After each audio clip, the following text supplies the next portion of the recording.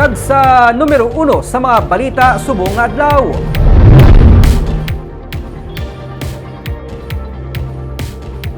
Mga furniture shops sa Dalan Lopesayna ang plano sang syudad nga isaylo agod nga mabuhinan ang paggutok sang trapiko.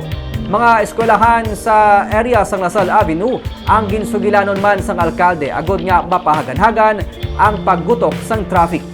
Yari ang report.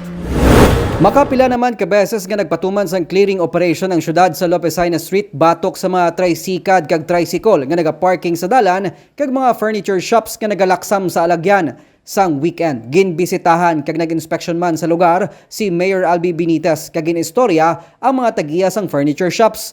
Plano sang alkalde nga isaylo ang mga furniture shops sa ginaplano nga housing project dra lang man nga malapit sa ila na pahamtangan agod nga mapahagan-hagan ang paggutok sang trapiko ilabi na kun peak hours. So I would now coordinate with the Department of Justice to transfer the use of that property to the city government for us to be able to dispose it properly. Disposal, in a sense, it will be part of our housing program, yung program, to fix it. No? And my discussion sa ila to sa mga tao to, okay, we can create a ground floor, can be your furniture display area, and sa babaw ang inyong mga balay.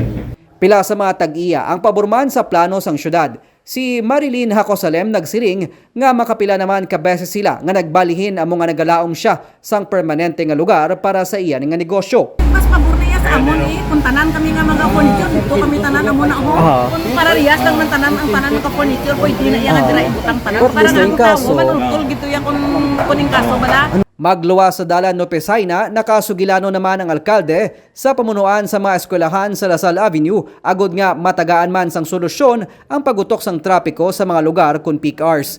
Damlag pa, pati si Mayor Benitez ang napilitan nga maglakat sa dalanon bangod nagguot man siya sa traffic kay dira man siya nagapuyo sa amo nga area. Gani luyag niya nga mapangitaan sang solusyon ang nagalala nga problema sa trapiko sa amo nga dalan. May tilawan to sila kung mga park sa bridge, sa dalan, and all those things. And then maybe we might even on certain hours do a one-way system sa ila. Samtang kabahin man sa ginkaduan sang alkalde sang weekend ang Handumanan Public Cemetery nga luyag niya mapaayo ang sitwasyon. Nagbando naman ang alkalde nga untato na ang paglubong sa mga hazardous material sa patio kag mapangitaan ini sang lain nga lugar para sa proper disposal.